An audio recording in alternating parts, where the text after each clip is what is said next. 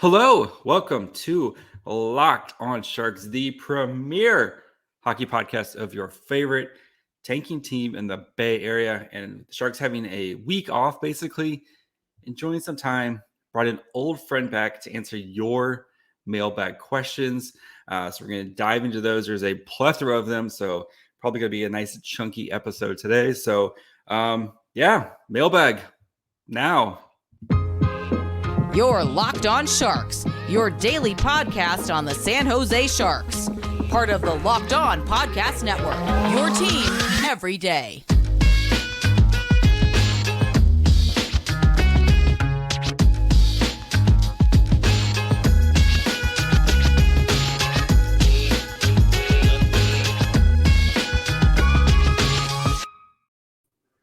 I'm your host, JD Young, contributor at Fear the Fin and San Jose Hockey Now. I want to thank you for making Locked on Sharks your first listen. Of course, we're free and available wherever you get podcasts, and you can watch this bad boy on YouTube as well. And speaking of Fear the Fin, we have the one and only Sie Morley joining today to just go into the mailbag. And I have to say, if you have an issue with me being here, you can point directly to Sie. Sie's the only reason I'm here talking right now. So any problems, I'm sending it up to management. Sie, how are you doing? Well, now I'm worried about what my email is going to look like. This guy's the worst. But I appreciate you shouting out Fear the Fin first. It touches my heart. I love Locked On. I love coming back here. It's like an old friend, I guess. Yes. I usually do Fear the Fin. I think it rolls off the tongue a little bit better when you go Fear the Fin and San Jose Hockey Now. But we are going to be answering your questions. But before we do that, I do want to let you know that today's episode is brought to you guys by Bet Online. Bet Online's got you covered this season with more props, odds, and lines than before. Bet Online, where the game starts. And I threw out the mailbag. You guys, I was talking with Sie beforehand. Used to be like 50-50 hockey questions, non-hockey questions. And then they're just all hockey questions now. So went through. Yeah, I'm not used to talking about hockey on this show, so Yeah. This is gonna be a little weird for me. That's what we're supposed to talk about is hockey. Apparently. Who knew? So ton of questions here.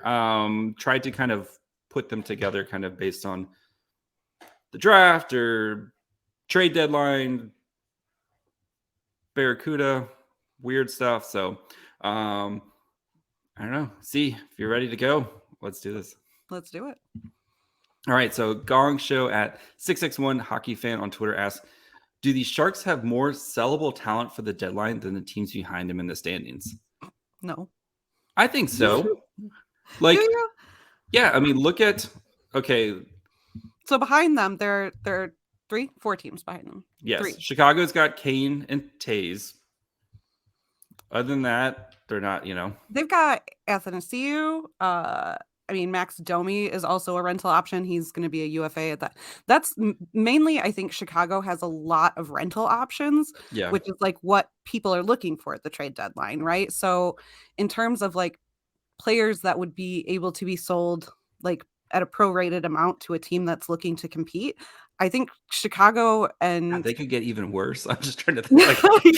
And Columbus, they both have a lot of rental options that like San Jose just doesn't. They don't have. I think the Sharks do. I mean, well, okay, with the Sharks, right? You have rental options who are like 100% going to be gone. You have James Reimer, Nick Bonito, Matt Nieto. If a team called about Barabanov and Sturm, I think those guys aren't as much rentals because they're long-term deals, but they're such small cap hits. I think that you could fit those in.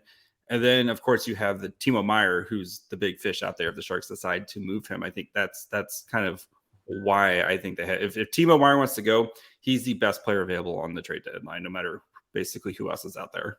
That's fair. And I think, to me, I see Meier as like an untouchable, which I'm sure is like not how the organization sees him at all. No, I've been meaning to do a Timo Meier. The Sharks are going to lose a Timo Meier trade. It's an episode I have planned, but Ryan Merkley asked for a trade, so had to cover that first. But I mean, with the Blue Jackets, though, it's like they have so much young talent, and the thing about the Blue Jackets is because they've been so injured this year, you've seen a lot more of their young talent like get a shot at the NHL.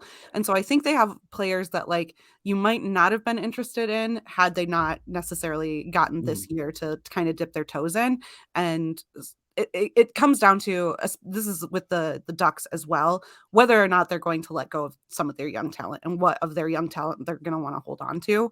But they do have quite a bit. Yeah, and like I think with the Blue Jackets, I mean, you just signed Johnny Gaudreau. You could kind of talk yourself into this is just the worst possible year, right? Everybody who got hurt could get hurt. Let's try again next year. You know, we'll add a top 5, potentially top 5 piece. We've got some guys that we like coming up. Next year we should be much better. The Ducks, this team, I don't know why this team is so bad. I think it comes down to coaching, but like with the amount of talent that they have on this team, like roster, like especially the top end talent. I know Drysdale's been injured this year, but like I don't see why this team is as bad. But and again, at some point, like you said, yeah, you have all this young talent. You're not going to just start trading away the young guys. So that's why I think the Sharks have a lot of veteran guys that they can move out. You know, I just don't think they have the caliber of talent. Like there's very few people other than, you know, Hurdle or Meyer that like are elite talents that, well, and obviously Carlson, but like he's also an untouchable to me. So completely untouchable, and his contract is untouchable. So like he's just not in this conversation. But when you get into like, you know, prospects that are coming up through the system, it becomes a lot less exciting. And so yeah, I just don't think they have that edge necessarily. I mean, Chicago's gotten quite a few good draft picks over the last couple of years. San Jose's been kind of stuck in the middle, and they don't want to let go of, you know, Eklund. So I would fight somebody. Yeah. So like when it comes down to like caliber of talent, yeah. I just don't see the Sharks on the same level as those teams. Yeah.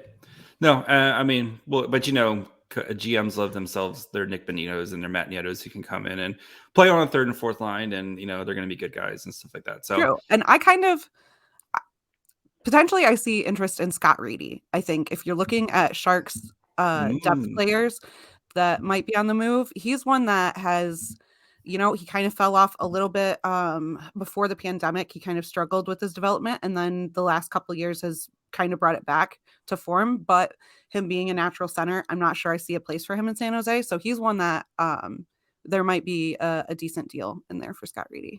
Yeah, you could see him totally being added. Unfortunately, I like Scott Reedy, but all right. I do. I like him a lot. I've liked him since he was drafted, but yes. Yeah. Let's move on to the next question. Speaking about the draft, Trivial Pursuits, which I love, at Trivial Pursuit on Twitter asks, if the Sharks don't get the number 1 pick in the draft, where do you think they fall, and who do you think they should draft in that position, and who would you be on your wish list in later rounds? I haven't really dug into it, the later rounds bit, so let's just focus on this, the first pick. I think they're 4th right now, and that feels really kind of where they will probably settle at. You know, I nobody's catching Chicago. Hopefully the hockey karma gods will do justice and drop them in the draft for everything that's with that organization. But 4 kind of feels right, and you hope maybe somebody takes a swing on Mishkov out of Russia, and Leo Carlsson falls to the Sharks at 4, and I would be building that Swedish mafia of Eklund, Bysted, Leo Carlsson. I would be super, super, super happy with Leo Carlsson, who I think is going to be the best consolation prize in the draft if you don't get the top 2 picks. Interesting. I think you have a Swedish bias. But I say that fully knowing what I'm going to say next, which is I would take Zach Benson at 4th. So I have a, you know, Canadian forwards bias. So the other player that I really like, so if the Sharks do fall out of that range, whether it is through the lottery or just somehow improving naturally, yes, at the end of the year, I really like Will Smith too. Like, and I know he's somewhere near the end of the top 10 of this draft. So like, I wouldn't want them to take him if they're any further than, you know, 6th up. Yeah. God, I really like Will Smith. I do. I can't help it. And it's not just because like, I mean, I'm writing a draft profile on him literally just so I can make Will Smith jokes, but I'm all in on Big Willie style. He's great. He's like easily the best US player coming up through this draft, and really exciting. I would love it if the Sharks got him somehow, but not if it meant losing out on, Yeah, you don't want to reach for him, but yeah, yeah, sure. I mean, some other guys who are potentially interesting as well, like Braden Yeager, who I talked with Haiti a couple weeks ago, who dude can just absolutely shoot the puck lights out. Especially if the Sharks start to kind of fall a little bit, maybe they get some bad lottery luck, stuff like that. If the Sharks also get like another second round or another first round pick, Ryan Leonard, John Leonard's brother, is that would be really fun too. But yes, plenty of time for the draft. But yeah, Leo Carlson quickly rising up my personal rankings. So before though we continue, do want to let you guys know about again our old friends at Bet Online. You guys know Bet Online is your number one source for all your betting sports info, stats, news, and analysis. Get all the latest odds and trends for every professional and amateur league out there. You got pro football. Playoffs are starting here soon. You have the national championship and college football on Monday. Basketball. You got one more day of World Juniors. And then everything else that you could think of. So they've got you all covered at betonline.net. If you love sports podcasts, which you do because you're listening to one right now, you can find those at BetOnline as well. They're the fastest and easiest way to get your betting info. So head to the website today or use your mobile device to learn more. BetOnline, where the game starts. I'm trying to make that my personal murder she wrote. The like pausing as long as I possibly can, so it's almost uncomfortable. Yes, so that's my goal. Let's move on. Finco at Finco on Twitter asks, when you list zone starts on the pod, are you adjusting for icing? No, but I did some research. The Sharks ice the puck 4.3 times per game, and the Sharks average 59 faceoffs a game, so less than 7% of their faceoffs come off from icing. So it's a number, but not like a significant number. And since the Sharks are usually losing at games, they're not trying to protect a lead where you kind of see a little bit more icing, especially with if the net is empty. So again, it's a little number, but I don't think it's enough to kind of impact where David Quinn is making his decisions with his own starts. Then you also asked, the PK has been obviously very good, but were you expecting more shorthanded threats or goals from Warsawski's system? So I actually looked this up because I couldn't remember exactly where they fell last year. But the Sharks were third worst in shorthanded goals last year. They had 11. They tied with Philly. And which is funny because Philly's like really good at shorthanded their goals this year. Yes. Mm-hmm. Yeah. And New Jersey and Montreal were the only ones above them with 14 and 12 respectively. So this season they're kind of middle of the pack right now. They've got 4 on the season, which last year there were only 5 teams that hit double digits on the year. So 4 right now means, they're probably going to end middle of the pack ish.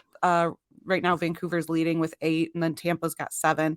So I am not surprised actually that that's something that they've tightened up on, because like that was really bad last year, and I was kind of expecting them to continue to get eaten alive by that because the defense didn't change a whole lot, but that the PK system has definitely been working in their favor in that regard. Yeah, and with the PK, it's like if you look at who is on the PK, right? Nick Bonino, not the fleetest of foot, Matt Nieto, he's got some wheels, but right. Yeah. Logan Couture, not the fleetest of foot guys. Nico Sturm, again, not so. A lot of their forwards, they're not really kind of even like Tomas Hertl plays, right? Again, not the fleetest of foot guys. So their system with the guys that they play, like yes, they're very aggressive PK, but they don't have the kind of the speed up forward to turn those opportunities into shorthanded opportunities. That's why I'm not surprised that it's maybe we're not seeing as many shorthanded opportunities for the Sharks this year. Again, it's because of, they're trying to be more defensively responsible, and the guys that they put out there, your Nick Boninos, et cetera, et cetera. Again, they're not just the fastest guys in the world out there. So if they had some kind of more speed out there, that's why like when William Eklund, if he starts playing PK, look out, buddy, when he gets to the NHL. Because you see it on the Barracuda, like you can see his speed and his aggression. When he starts getting comfortable in the NHL level doing that, that's where I think we'll start to see some more. So for sure. And I think, skating is one of those things that like can get weirdly overvalued, but also the Sharks roster in general just does not have the strongest skaters. No. You have Noah Gregor who goes blur, but Yes, and that's all he can do. So yeah, he yeah, can't actually. hands of lead. But yeah, it's definitely not the quickest skaters on the ice for sure. No. All right. Luigi Lombardi at Not Pierre Petite asks, do you think Meyer could get a good trade value even with his qualifying offer? Do you think Sharks can be good enough? We'll start with that and we'll get to the next part. So do you think Meyer could be good enough trade value? Yes. If Meyer decides I don't want to be out, he is the best player on the trade value this year. And teams can, if you're a team like, God forbid, Toronto, you can fit his contract in this year. The Sharks eat $3 million of it. They only have to take on $3 million. You shove it in this year, and then you don't have to keep him. You could trade him. Toronto could try to, if you win a cup, it doesn't matter, right? Type of thing. So yeah. And then you see this a lot of times too. Like, remember when Mark Stone got traded? He got traded, and then 20 minutes later, he has a new 8-year contract. Like, the qualifying offer isn't going to, if a team trades for Timo Meier and they want to keep Timo Meier, they're going to work out a long-term deal with him. And, it comes down to, does Timo Meier want to be a Shark? Right. And it also comes down to, like, obviously Greer's going to make the decision, on what's the best return. But then, like, again, if it's a place where Meier's going to want to stay, then that's not going to matter to him. You know what I mean? Like, yep. Yeah. If he wants to stay there, he's going to stay there. And it all comes down to, whether or not you're going to get a good deal on him with the QO. I think so. I mean, yeah. Yeah. And that can also, it's not like a team can't like use that. Like, hey, we're going to trade for you. We'll give you the Q qualifying offer, see if you like it here next year, kind of as a feeling out process for both situations. Almost like Senators, they traded for DeBrincat, right? And it's like, okay, we got 1 year left. So let's kind of, he's still an RFA after that this year. Kind of feel things out, see if it works out, and then we can kind of go from here. So yeah, there's nothing stopping another team from doing a bridge deal with him too. Like, it's just yeah. I don't think Timo Meier though he's ready to get that money. So yeah, like I said, he's one of like the only elite talents that the Sharks have, and he's considered elite across the league, not just like Sharks bias on that. So like, he's going to be driving like the contract decisions that he makes. Yes, I know. And in my 5 things you learned in December, I wrote that Timo Meier is on pace for 50 goals. We haven't seen someone who scored 50 goals be traded since 91, 92 or something like that. Like, it's been a long time. So it would be really weird. I know it's going to cost a lot, but Timo Meier is worth it. And that's why you draft and develop guys to find elite talents, and Timo Meier is an elite talent. So I just think anything you do with Timo Meier that does not involve you getting him to sign a long-term contract, you're going to lose that. So sorry, I just had another, like, related to drafting and developing guys. I think he deleted the tweet, but publicly he goes by YOLO Pinato on Twitter. I don't want to use his name just because. Anyway, he had tweeted about how well teams tend to do after getting a lottery pick. And like, if you do not get a lottery pick, but you pick within the top 10, those teams have gotten fewer playoff wins in the 2 years after that lottery pick than the teams getting those lottery picks. And the Sharks have not gotten a lottery pick in how long? So when you have a player like Meier that plays, I don't know if it's necessarily above his draft position because he was still a first rounder, but like, who is an elite talent that you managed to get without a lottery pick, you kind of have to hold on to him. Like, unless it is completely untenable, that's a player that like the Sharks simply cannot get another way.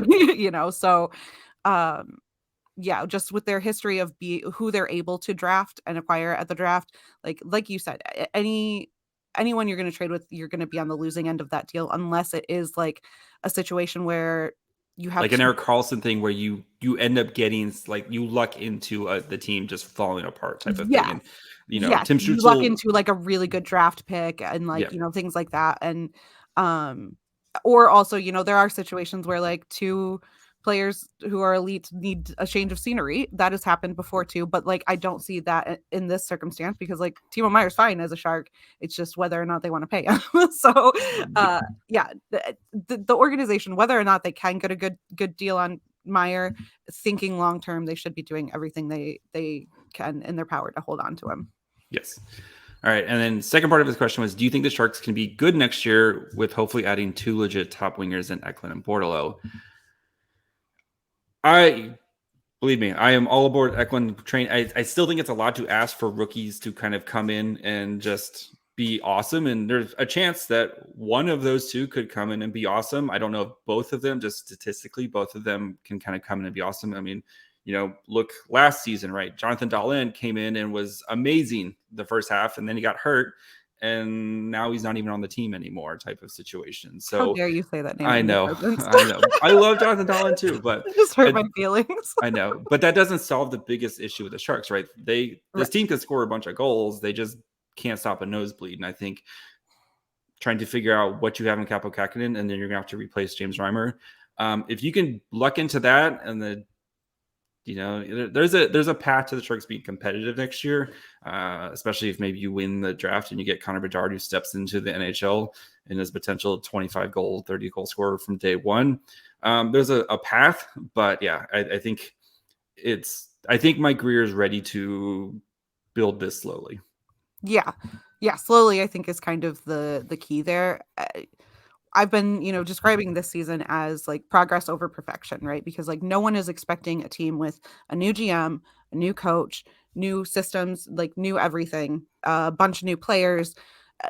No one's expecting that team to be good, to be great, especially. And so to look at the pieces that they are improving on, and then to try and fill in the rest over the next couple seasons as the team enters like this new era and finds its footing as like what the new team identity is. Like that's all very real stuff that's happening. And I don't see next season as like a realistic benchmark with where they're at. Like it is kind of a whole new organization, and two forwards jumping to the NHL, like you said, the chances of both of them being able to put up with the stress of a full NHL season and not dipping at any point it's a lot to expect from these kids. Yeah. And the other thing is that like when I was looking at kind of the moves Greer made this offseason and filling out some of the forward depth, you have a lot of guys who are playing above their station, right? Like above where they should be. And I don't know necessarily that just injecting Bordeleau and Eklund into the roster is going to fix how the rest of the forward depth is filled out. I mean, it does give you two high-end players, but again, they are going to be rookies that they're not going to necessarily stay in your top 6 all year, because that's just not feasible for a rookie necessarily, especially a very young rookie. Like, Bordeleau just turned 21 and Eklund's 20. Like so next year they're going to go through tough stretches, and that's just like natural and a thing that happens. But sometimes you're going to have to bump those guys down to like the third line or something. And we know David Quinn loves. Yeah, like realistically, is it going to fix all of their problems? No. I think the biggest issue isn't even necessarily the fact that they can't score a goal to save their lives, because like that help is coming. If they get a top 5 pick this year that is going to be NHL ready either next season or the season after, like that help is coming. But the biggest issue is the fact that they haven't solidified anyone in net in multiple years. The situation in goal is so fluid that like this team can't find its identity, because like if goaltending is not something you can rely on, then you have nothing. You have no team to build around. Like you have to be able to trust your netminder. Yeah. But I mean, I think though the strategy of the Sharks right now with the like, let's just sign guys for a couple years, I think that's the way to go, right? Is you just keep kind of taking swings on guys until you find somebody. And unless you have a Shesterkin or, Vlasiski, like an actual like legitimate goalie prospect that you're like, okay, this guy can start 60 games for us for the next 10 years, whatever. It's not worth like doing that. We saw that with Martin Jones, right? They locked him up.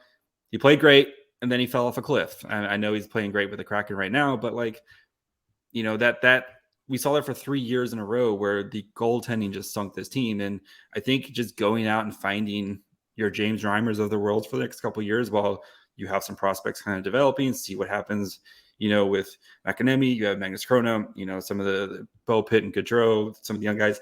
It's kind of seeing what you have with those, and you just keep drafting goalies every year until you find one, and then just kind of trying to figure it out for a year or two at a time. I think that's the proper strategy anyway. So yeah, very little about the way this team has been constructed over the last year has been long term. I think it's really just the hurdle extension. And yeah, everybody. I mean, we know the Carlson extension. We know Carlson. We know Vlasic Couture. Those guys are signed here for long term. But like, Matt Benning was signed 4 years. He was the longest guy, and even that, it's like a little over $1 million. So if you need to bury him in the AHL, it's not going to hurt you cap wise. And Matt Benning seems like a good soldier guy who can go play in the AHL when he gets older anyway. So right, and as much as I'm saying that like he signed a bunch of jabronis at forward, like he also signed them all very cheaply. So like I'm not mad about it. And for 2 years, like yeah, it's exactly. fine. Like I think it's you can't get too bogged down in trying to like long-term fix this team just because like so much of it is in a state of flux anyway that like this team isn't going to the playoffs anytime soon, so don't try to rush try to rush the process. So before we continue and we start kind of looking at some of the some more draft questions here, do want to take a break, let you guys know about Built Bar, our old friends at Built Bar. If you guys don't know, the best tasting protein bar on the market. They have amazing treats, amazing flavors coming out all the time. And right now, of course, this new year, new you. Got to try a Built Bar, help you kind of get you back on your New Year's resolutions. Great thing about them, they're covered in 100% real chocolate. That's right, real chocolate. They have unbelievable flavors like churro, peanut butter brownie, coconut almond. I don't know how they do it, but they make them taste like a candy bar, and it's still healthy. 130 calories, 4 grams of sugar, and a whopping 17 grams of protein. And now, what's awesome, you don't even have to wait for an order. You can go to your local Walmart or Sam's Club and get them right away. Again, they have like a 4-pack of the cookies and cream, double chocolate, coconut puffs over at Walmart. If you choose Sam's Club, they even have the big boxes because, of course, Sam's Club, that's how they do it. So make sure you guys go check them out. Your Walmart, Sam's Club, or order them at built.com. Okay. One more Twitter here. Hal Wilkins at hopeful_Hal asks, do the Sharks actually commit to a rebuild? I think we've kind of answered this already, but yeah, I think Mike Grier, we're seeing a patience from Mike Grier that we have not seen from the Will size. I talked with, I'm going to name drop here. I talked with Nick Nollenberger a couple of days ago. We're talking about how this organization is being patient and letting these prospects kind of develop. I know dying to see Bordeleau and Eklund play in the NHL. It's going to come, but I think that's part of Mike Grier's plan right now is, again, sign a bunch of guys who can kind of hold down the fort until your prospects are ready to take their jobs type of situations. And, I don't know if it's going to be a full on like burn it down like the Coyotes, which I don't think he would do. I think there's still pieces here that you can work with, your Timo Meyers, your Erik Karlssons, etc. But I think we're going to just see a slow process to try to get the Sharks back to where they need to be. Yeah, I think a lot of people like see the phrase like commit to a rebuild as like you are willing to sell off any player at any cost. And I think Grier is in like the right headspace for like a rebuild, I guess. But like in terms of like needing to commit to like, oh yeah, we will, if the right deal comes along, we'll sell anybody. I think he has the right people in mind as like untouchables. Yes, hopefully. Yes, hopefully. And but in terms but of if he trades Karlsson, you and I will be rioting in the streets. Yes, absolutely. 100%. In our Erik Karlsson stealth jerseys that we all have. Yes. The EK65 propagandists, we will meet up and yes, it will not be pretty. Yes. But I think like other signs that like you're committing to a rebuild are things like being able to have patience with players and not rushing development and looking at like what is the best option in terms of signing, like we've been talking about, signing players short term versus long term, who filling organizational needs like now versus 2, 3, 4 years in the future. Committing to a rebuild looks a lot of different ways when it comes to all of those things, but I like the way that Greer's approaching it. Yeah, I've actually like kind of thinking about, especially with the Ryan Merkley stuff, of how this team is kind of just taking a new approach with things, and it feels like, I mean, Doug Wilson, we love Doug Wilson. I mean, we were 2 games away from winning a Stanley Cup with Doug Wilson, and Doug Wilson kept the Sharks competitive for a very long time, but you're kind of paying the bill for that right now. And I think Mike Grier has done a good job of, again, we know we're not going to be competitive, but we don't want to go into the kind of what we've done before of like your takens of kind of just chewing up and spitting out these poor guys who are just not ready to play NHL games. And while I think Bordeleau and Eklund are both ready to play NHL games right now, and as much as, again, I want to see Bordeleau and Eklund play NHL games, I know for the good, it'll be much better when they get to the NHL and they're not kind of being yo-yoed, and almost like what Ryan Merkley has gone through, right? If you think Totally. if Ryan Merkley had played, maybe he plays the 6 NHL games last year during the Barracuda, and then he plays the rest of the year in the Barracuda system and not getting benched anytime he makes a bad pinch or something like that and kind of works through his mistakes. Do you think Merkley is asking for a trade right now? Do you think he's probably, instead of Nick Cicek getting called up, do you think Ryan Merkley's the one who gets called up right now? Because he's, again, had a clear plan and a clear path of development.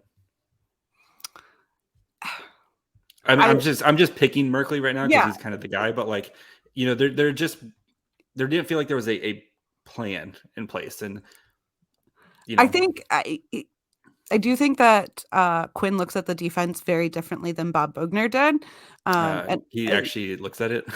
Yes. Yes. Well, I mean, you also had a team that was trying to split time between Burns and Carlson, which, not that I don't think that can be like, can't work, because I think it can. I just don't think it could under Bob Boughner and under the Sharks defense as it was structured. But the thing about Merkley always is that, he is an offensive defenseman, and the players that had been injured and such, like, weren't necessarily the same role that Merkley would play in the defense. So like, I don't know, but like, you also, it's hard because like with Merkley, you can't take his like off ice issues separately. Like, he has a bad reputation for having a bad attitude, for being uncoachable. Those things like are intrinsic to how you develop as a player. Like, and I'm never going to fault like the Sharks for thinking that like he might mature out of that, because like you hope that any 17-year-old is going to mature out of those things.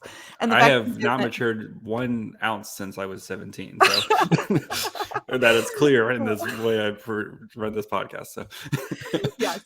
But like, the fact that he didn't is why we're in the situation we're in now. So like, it is hard to play the what if game there. Yeah. But we'll see. Again, I think you and I are both kind of on the same page where we think Grier has a long-term plan in place. So we know the short-term pain right now.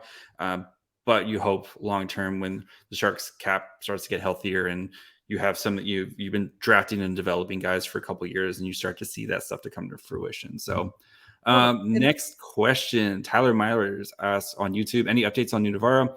I haven't heard a thing. I think at this point, I would not expect Nunavara back, just because the guy's played 1 game in the past like 3 years. So then any planned episodes coming up with Scouching? Yes. Will Scouching and I will be kicking off the 2023 draft here at the end of January. So yes, Scouching's coming on soon. Will, if you're watching this, hi. I saw him in Seattle, actually, at CHAC. He's great. Yes, I am hoping, working on trying to get to the draft this year. So hell yeah.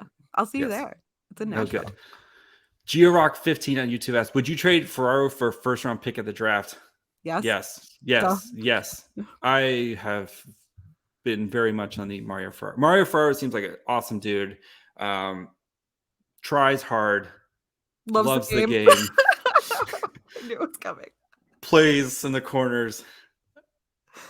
Mario Ferraro is not going to be worth this contract. See, I don't know. I'm still a Mario Ferraro stan. I believe in him. I believed in him since he was drafted. But I mean, a first round pick, obviously, duh. I think Yes. what is the line for you where you would not accept a trade just for a pick for Ferraro? What round? It doesn't matter. Again, No, that how dare you? that you're paying your third pairing defenseman $3.25 million for the next 4 years. I Stop can it. pay Jacob Megna, vet min to do the same thing. Fine. All right. I would not accept less than a third for Ferraro. No, I'm sorry, Mario Ferraro. It's nothing personal. It's just you got your money. I'm happy you got your money. So good for you. And then how can the defense be ramped next season with Owen Harrington being a UFA? I think that's where you're hoping guys like you're hoping some of your young guys can start to kind of develop, right? Cicek, who I think he's better than Mario Ferraro.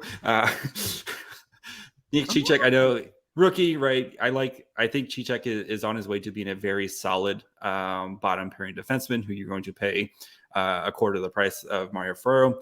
You're hoping guys like Hadaka and then Knyzev, and if Knizhov can come back, you get some more injection of talent. Knyzev is much more of a puck mover than basically anybody but Erik Karlsson is on the defense there. If you get him in there, I think just adding some of these young talent guys, hopefully some of them start to pop here.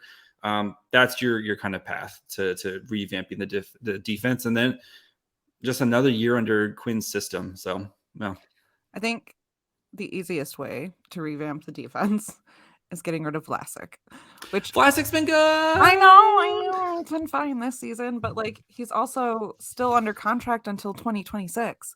Yes. So like $7 million.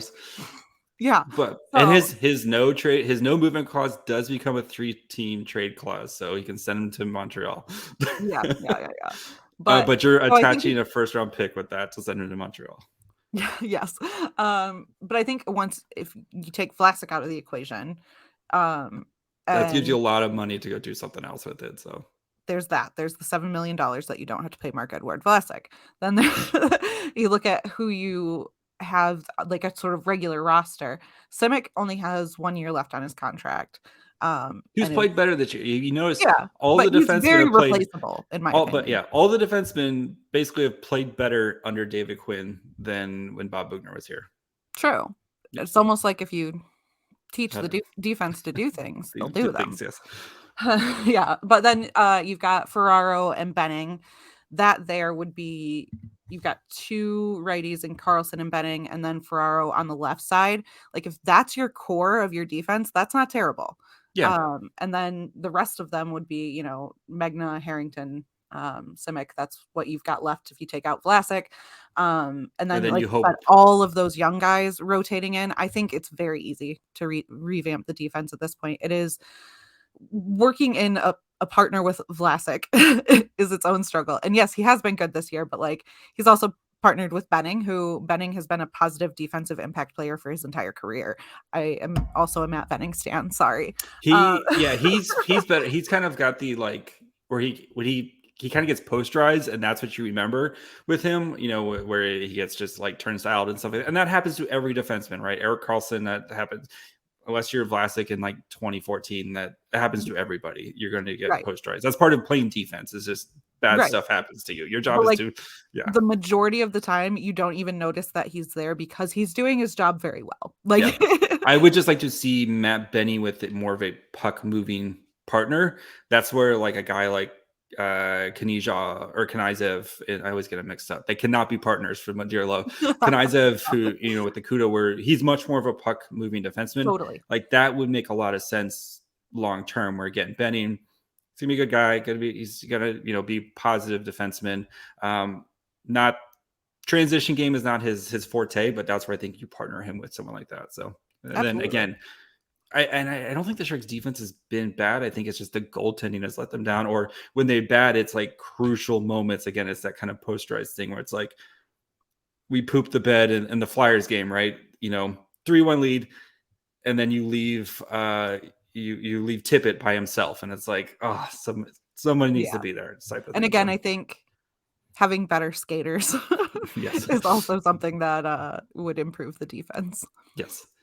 All right. Miguel Leinhardt at Miguel Leinhardt on Twitter asks, what do you think has been the best and worst moves of the past offseason by Mike Greer? I'll let you go first. You guys already know my worst one is going to be. So my best, I want to say Strauss-Mann. But like that's like also a personal, like but I think that was a really smart move. I That thought was, someone was going to sign him last year. I mean, yeah. like, That was also pre-Mike Greer, but I will give it to you. oh, was it really? That was in April. Shit. Oh, sorry. You didn't hear that, Locked On. I'm trying to think. Yeah, he wasn't, man, was he? Dang, that was earlier. Mhm. Well, I also really like Benning, so there's That could be a good. Actually, I'm not gonna lie. Benning is one of those players that like really sold me on Greer as a GM. And I don't think that's like a popular opinion, and I've gotten some flack for saying that before, but like truly, I think if you are planning to move on from Vlasic before his contract is up in 2026, you sign a player like Benning. Absolutely. Like I almost said an expletive in there. Sorry, trying to be family friendly. But yes, like that is the type of player you go out and get, and that's exactly what he did. And I really love the Benning contract. Like it's a good number, it's a good term, like, and he's relatively young, and that's an organizational need that he fits so perfectly. The Benning contract was really genuinely very impressive to me. Worst, he let Jonathan Dahlen go. That hurt my feelings. That's fair. That's all I can say. I mean, yeah, that and Rudy like back to back. I have horrible day for the brand. Yeah, nothing to yell on the pod. That's why I'm trying to get Tobias Bjornfoot on traded to the Sharks, so I could just yell Tobias constantly. Yeah. My favorite one is a Nico Sturm one. He came in and solidified because the Sharks have had a revolving door at 3C for the past 10 years since Joe Thornton left. It's basically been a revolving door at 3C. I mean, Noah Gregor played 3C for a little bit. Yeah, it's been a revolving door. But Nico Sturm, 3 years at $2 million. He's been a great dude, especially kind of a captain-like quality to him. Has been really good for the locker room. He's come in. I know he's scoring away. He's kind of punching above his weight with the scoring, but sometimes guys just do that. But I think he's kind of come in to help solidify a bottom six that has been a hot mess for the past couple of years. And my worst move, you guys know this, is the Luke Cunningham trade. Giving up a third rounder for a guy you could have gotten for free in a couple of days. Yeah, that I hated the third, especially in a loaded 2023 draft class. I know you got a third round pick back in the Brent Burns deal, but again, you traded a higher pick for Luke Cunningham than you got back from Brent Burns. Yeah, I forgot exactly how bad that trade was. Yeah, that was rough. I hated that trade. That was, yeah. Because they weren't going to qualify. You could have just waited until he was a free agent. And you could have, even if like you wanted to sign him to the 2 years of, I think it's like $2.5 million or whatever. But giving up a third round pick for it, that's what kills me. So right. And well, in like deep sea lore here is that like, I used to watch the Wild, and he came up through the Iowa Wild, and I really liked Luke Cannon. Like I have always liked him as a player. I was a little disappointed in his development and really surprised ultimately that like that was a player that the Sharks were going to go after. Like it doesn't seem like a good organizational fit to me. And like, he's been about as expected, which is like being generous. He scores and he takes a lot of penalties. That's exactly. That's the Luke Cunningham experience. Get better though. I mean, it sucks with the ACL, and so hopefully he's able to kind of come back next year. And I think if Luke Cunningham's like on your third or fourth line, like fine type of thing, he can add some scoring punch down there. And if you need a face puncher every once in a while, which again, Joe Negatovich, just sign him to like a 10-year like at Vetman to play on the fourth line. I love Joe Negatovich. I love that his brother-in-law is on the Canucks. I love that so much. I love hockey stories like that. The Flyers were like that at one point. Michael Neuwirth and Radko Gudas are brothers-in-law. So yeah, like I love Yeah, and also and just like seeing the brothers play, like the Magnas playing against each other against the like that was kind of cool seeing those little things. But so cute. all right, yes, Gong Show is back at it at 661 Hockey Fan. As the CUDA struggles are the CUDA struggles just a lack of organizational talent, or more due to the newness of the organization this season?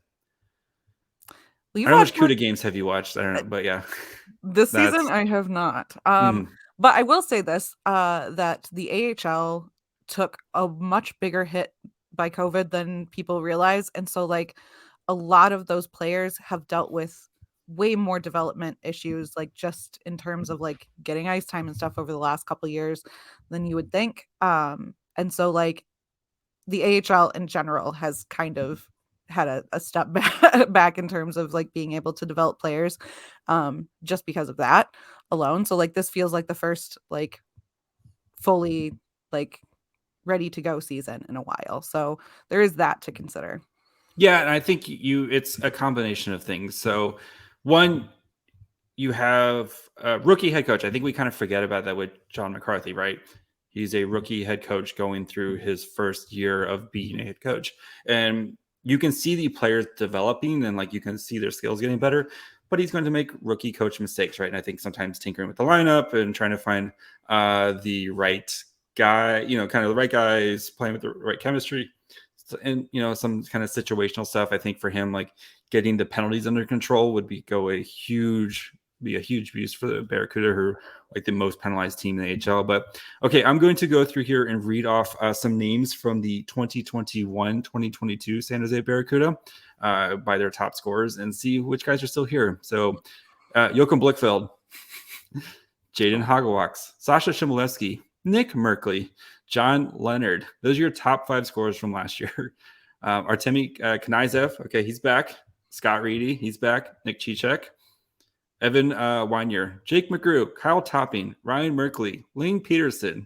Like you see the point here of just like how many of these guys are just not here right now. And I know the AHL, you tend to have more turnover in roster, but like this is a whole new organization right now. So there's going to be some growing pains. And again, the Barracuda's job isn't to win games. The Barracuda's job is to get these guys ready to win games in the NHL. So, but it is kind of fun when they're winning. It is fun when they're winning. Believe me, like getting pumped 5-1 sucks watching that. But like John McCarthy, his job, yes, he wants to win games, but his job is, remember, he's a developmental coach. His job is to develop these players to win games for the Sharks.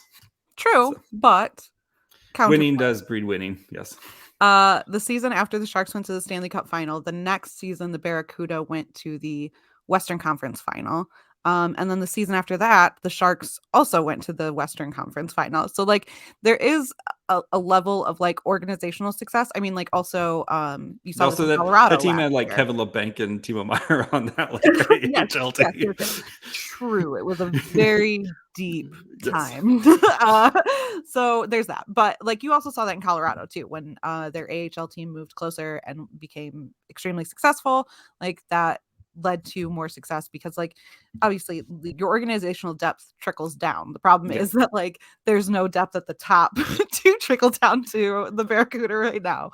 Yeah. So, and when you've been trying to win cups for the last 15 years, you're not going to have the same organizational depth because one, you're trading first round picks for Erik Karlsson and other forwards that won't be named, or you're, like any good prospect you're trading for deadline, pieces and stuff like that. And that's just kind of the name of the game.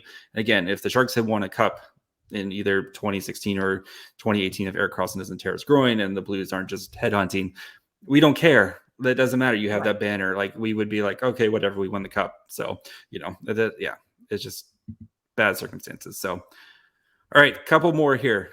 Prince Squiggly asks, has Bordeleau taken Eklund's spot as the most promising young Shark? I'm too biased, so I will not answer that. My adult Swedish son. No. I mean, Eklund, there's a reason why Eklund was a top 10 pick and Bordeleau was a second round pick. And yes, if you redrafted, Bordeleau would go much higher, but Eklund can do things that Bordeleau just can't. And like you see it with his puck handling, and you see with his skill and his speed and his ability to turn on the dime. And Bordeleau is going to be a great hockey player, and I think Bordeleau, if eventually he's going to be your 2C, Eklund is like a first-line winger type of guy who could potentially put up 70, 80, 90 points in a season, especially if he's playing, fingers crossed, with a guy like Connor Bedard, and you're just slinging passes to Connor Bedard for the next 10 to 15 years. Eklund is going to, do that stuff. And you can see, I just think he has a higher ceiling than what Thomas Bordeleau can do. I think Bordeleau is going to play in the NHL forever just because of what he can do. And there's a chance that Eklund could flame out. But I think Eklund's got such a high ceiling. I also think when you look at like just raw skill, Eklund skates like the best of them, and Bordeleau is more like a couture type player. Like he has that high end skill, is probably like undervalued by some people, but like is never going to be the biggest name that anyone's talking about. Just because he when it comes down to pure talent and like given skill, like Eklund has that gift that there's like, multiple seeds, like, there's a lot of people said Eklund was the best player in the draft class, like multiple people, just because of if he puts everything together. Like, yes, the Sharks have a very special player on their hands. So absolutely. Yes. All right, last two. This one's kind of fun. Prairie Bilbo, good friend, asks at Prairie Bilbo asks, what do you think is the best position in the organization for Jumbo? I'm gonna let you answer first because I have like a spicy take, so maybe you should go first. Oh, well, I don't mine's think more he of a should joke. be. Oh, okay. I just don't think he should be like anything to do with coaching or like drafting. I don't necessarily trust his like player analysis. Is Michael Haley? Where did Michael Haley hurt you? I'm just saying, he's the reason. He also picked up Evander Kane from the airport, so not the best. That's a fair judge of some of these things. But what I actually think, like, again, actually drawing on that picking up Evander Kane from the airport, I think he would be incredible if there was some kind of, I don't know if this position actually exists, but like if there was something, because the CUDA and the Sharks are both in San Jose, to have him be some sort of like mentor player representative, something that like he is the go-between between like these rookie guys and the organization. He welcomes new players to the org, like is able to help people get like set up and where they're living, things like that, like get them to know San Jose, get them to know like the partnerships that the team does and stuff like that, like to really be like hands-on and immersing like these players into San Jose, where they live, what the communities that they're involved with, things like that. I think he would be really great, and I think that it would provide so much value to the organization, that like it would be just like the best use of his skills. Yeah, and just kind of being that mentor, like, because again, Joe Thornton's basically done everything except for win a Stanley Cup, and he's played for it. But like, just being that guy who's like, if like maybe one of the young guys is struggling or something like that, kind of being up. So my position was he's the director of celebrations.